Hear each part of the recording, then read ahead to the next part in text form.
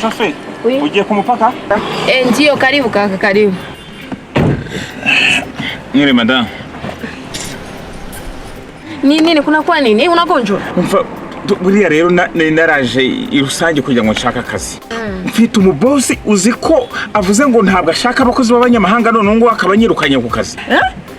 Aranyirukanye ku kazi ngo nuko ndo umunyamahanga. Mana yanje ndamushimiye cyane.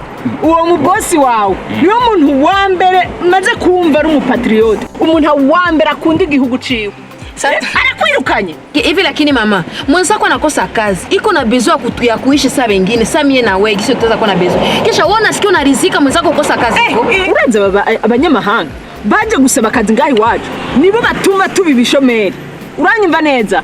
Baraza bagasaba intica nikize ngo numushahara hanyuma bakacaho twara ubuzi bwose. Natwe tukaguma twicaye turi mu nzu. Koma kamsosi. Okay mama, sasa toka mtaxi yangu. Ngoguki? Ndio. Si unasema sema hawezi upendake baba étranger. Na mimi niko étranger wa Bugo. Vile vile naye ni wa muhumu. Erega mwego abanyabugo ntacuduvu. Bichote tuko bamoya. Siniko wa Bugo. Papa. Vraiment unakuomba razi unisamee kwenye babina kupata sai. Lakini utanipatia namba yako. Sasa ndakia toka ndakiongea na bosi wa Kombo Taxi. Alisema yuko anatafuta watumishi mimi. Mama na wewe toka kwa twende. Shofe ndikumva umuntu mwiza, sibyo? Ariko ni byiza ko ntabwo waba umuntu mwiza hamwe ngo ubundi ahando we mubi. Sibyo uyu mudamu wamubabarira rwose. We mtu mwenye nakutukana ivana kukanyanga na kucheli paka china sema nimsamee. Hano hantu ntabwo hamusiga. None se Shofe, ubu ngubu koko tumusowe tukamusiga ahantu.